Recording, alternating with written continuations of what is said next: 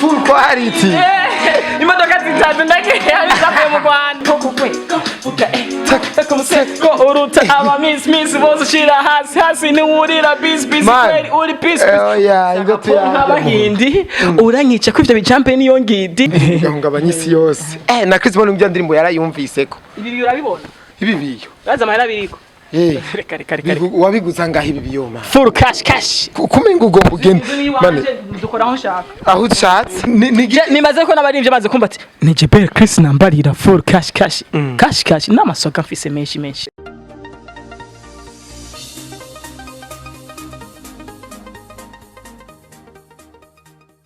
Yes bakunzi ba Flip TV ndakubwira ati koresha umwanya rahiye uno musi rero nagiye kwironderera umuntu cyo bita kuvumbura umupeti yitwa Jebel Chris umuririmbyi wa mbere yambara ngo amafaranga menshi ariko atagaragara aherutse kuduha ka video ariko rigira byinshi arisiga yiparatura iyo n'inzu rero yiwe inzu bamaze imisavuga neza yuko bamutije abantu bagiye hanze baramutiza inzu avuga ati reka ngende ndabiyo nzu neza mbaze n'abayirimo ndabona neza ko harimo abatipe barimwo reka tucomoke turabe ni direct ni ndani kabisa mbona ari inzu kweli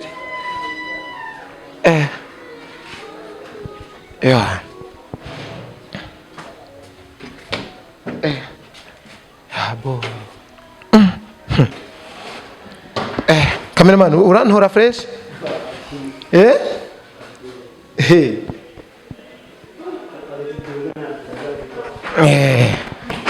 aboro rero nimba ari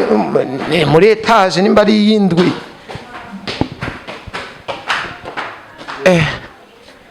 beni hehega no ntanziririyo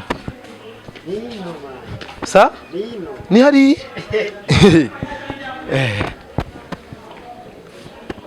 hino yes bakunze wa Flip TV turoze na baba tipe bari hejuru turababonye reka turamutse Flip man fresh nako Jebel Chris rero tumusanze muri yanzu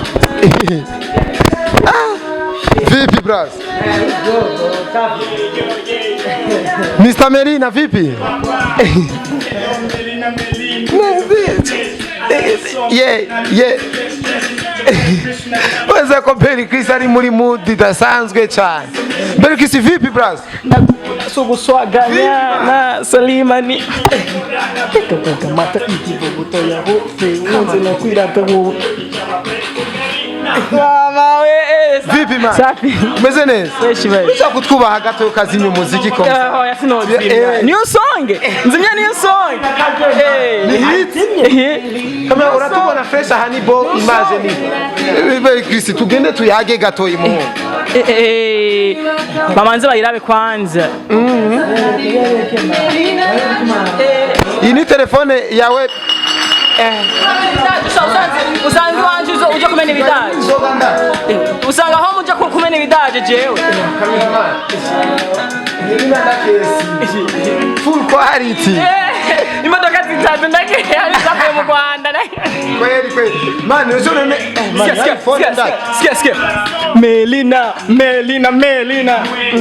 unasikia niwe fana akadansi wagize akasugira akadansi man ko uruta aba miss bose ushira hasi ni urira busy kweli uri busy nk'abahindi uranyica ko ivyo bijampe niyo ngidi umva nk'ivyo bijampe niyo ngidi umva cankupita maze kubona ibijampe n'ingidi ca ariko ahaboro ni habona muho twigira habona rero umbwire Melina ingene abantu bayakira ingene Niyambere nga mu Burundi je hashitse bo Melina urayizi wewe Melina no uri manager wiwe cyane bo turi ya man wowe ubona ndi manager ni bikoti vy'uburovu mengura umumotari man manzi turiye man je banita G-Man Burundi waracho bisigura Burundi raba manzo bereke kisigura ikibo ntabara hano nicaye ndibatse majo imbiza tugisha bronga Jebel Chris vipi sasa man umeze fresh ingo ngaha man iyi nzu ngo niyo bagutiye ndaki jewe ngo bene yo baragiye hanze aha ni fresh cameraman mushaka hehe mushaka ni bon naho ushaka mu cyumba turakorerayo ibyumba ngaha birahari ni byinshi hari ibyumba ibyumba hari icyumba iyi nzu nayiguze ko ifite ibintu byinshi hari aho ukora ama interviews hari aho ukorera ibintu byinshi hari aho wageneye ama interviews Jesse nk'umuntu umuntu asumba mu buzima bene yo rero uhagaze hasi je nuri kubera turehe je nta muntu asumba kibaho je ibintu byose nkene ko ngoma ndi hejuru je no muri lebo ngo ati umwe tukuze muri Wasafi je shobora kwemera je nshika mba CEO canke wibaza ko ngomba ndagukubite utuja hejuru yasinda nagukoreka je ni komedi je no muri lebo naho uvuga ati ngende muri Wasafi je nshika mba CEO man ati rero bene inzu baragiye hanze ubu uridagadura umengo ni inzu ni gwanje man wayiguzanga Melina ikatanga feedback za bien abatazi Melina ne bagenda bayirabe kuri YouTube babone indirimbo iri kyampindurira ubuzima this is my new house thanks to my fans and thanks to my God Melina Berry Chris abavuga neza yuko isumba hiti ijya dia ya Big Fizzo ubabwiye it's truth cause umufana wese afite kwabona ibintu ariko je birazwi yuko jewe nkoze ikintu je nsohora gake muga nkupise bose bacha biruka ndaki ukubise urakubita nyene bakumva neza ko akubise je na no muri ivyo twohiganwa jewe Berry kumengi imigufu imishene ni masaha misi yose yo dukoranye ibiganiro byinshi nivyo bawambaye bagende we niko we dukorana gake bagende barabiganira mazi misi nkora mazi misi nambaye izin channel rero bishitse bigatubirana je sinjya target ngo nakatwarakoranye na namba yuko gikuru nuko mpindura impuzu ishaneti abashaka gusanga iyi sengre ya y'igihumbi mu isoko man iyi sengre ni ndende achana mimi bro achana mimi muri ivyo ambere indeshere wazitabaguje muri ivyo ambere ambara amahera menshi bazi ko bafana mu kwihurira nga achana mimi bro mimi wazi ko nitia down bose barananiwe oya je sinje gushira down gusa no amhari yavye ati ndagusavye ikigongwe dukorane neza jewe ivyo ntavyo nzi bikana jewe Bex uri muri management cyangwa uri muri kikumengo Keshan boy urayivuga cyane Keshan boy ni management cyane with the Keshan gang ni ndebo Keshan gang ni a big bro Fabilove Fablove ni timu nkunda cyane kandi ni timu naho nta bon je novuga gute ntiraba label ariko ne yaba label bazobamenyesha ariko right now mumenye uko Gistema dukorera ku mugozi dusenyera ku mugozi umwe turafashanya fresh kandi byose bimeze bien sana Keshan gang imazi yuko niyo timu ya mbere y'abaraperi ngahitingitse mu Burundi ni nk'akadumbidumbi je nkorotse ndakupita bose bati turapfuye Fabio baje gasha hohoja nibiziga none ucu dushira he mugara nema urakunda Barcelona ko muri Merino avuze ndagufana nka Barcelona hama Messi acaravamo Messi acariru bacamwirukana kubera Merino je nayisoye kwa kabiri aho nyene kwa gatatu Messi baramwirukanye fam Mena wayumvi bamaze kuvuga ruvana nka Barcelona gacukumuzana amanyamanguri legend wo muri umugwi bacha bamwirukana rero je ni bandeke urumva Berina Saber Chris none kumenga ugomba ugenda mane dukora aho shaka aho ushatse mane yinzu irakaze ndakesi me mane kumenga ino nzu irakurenze je naho rero ninyiki babwire bantinye zo babwire abarimvye bantinye ivyo ni je nakubwiye ati nambari yawe cebaza ngo inzu yo gabaranga je uzabwira abarimvye bantinye abantu bose mukwana higana ati tinya Berry Chris mubahe kugira muri rimvyi so ku rwego rwahanye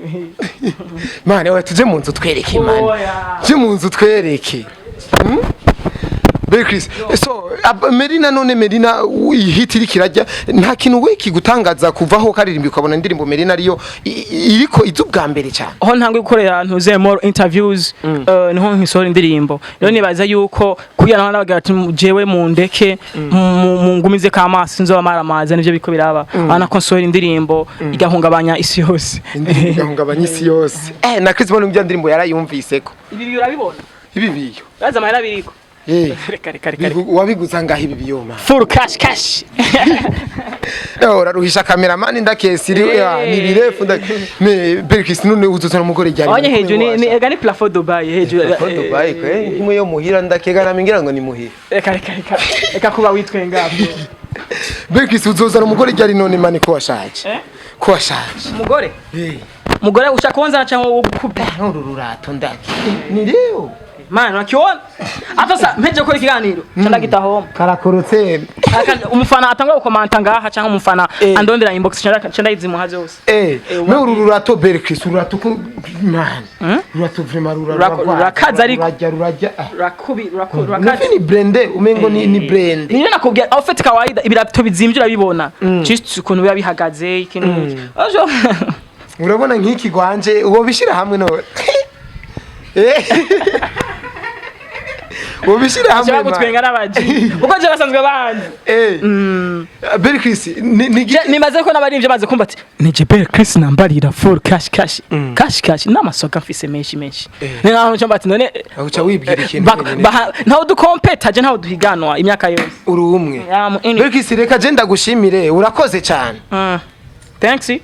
kunshimira kandi thanks kumba hafi umuririmbyi w'icitegererezo umuririmbyi atuma ibendera ry'u Burundi riduga mu makungu wasanze ndi no ku drapo ry'u Burundi rigani drapo bampaye mu makungu gerekana yuko aje muririmbyi ndiko ndagerageza guteza ego kandi ngo iyo look ngo sister niwe yayigusukiye ngo nta mafyo muhaye amaki nta na 10 ngo wamuhaye kuri iyo look wowe ufise inzu nk'ino utange na 10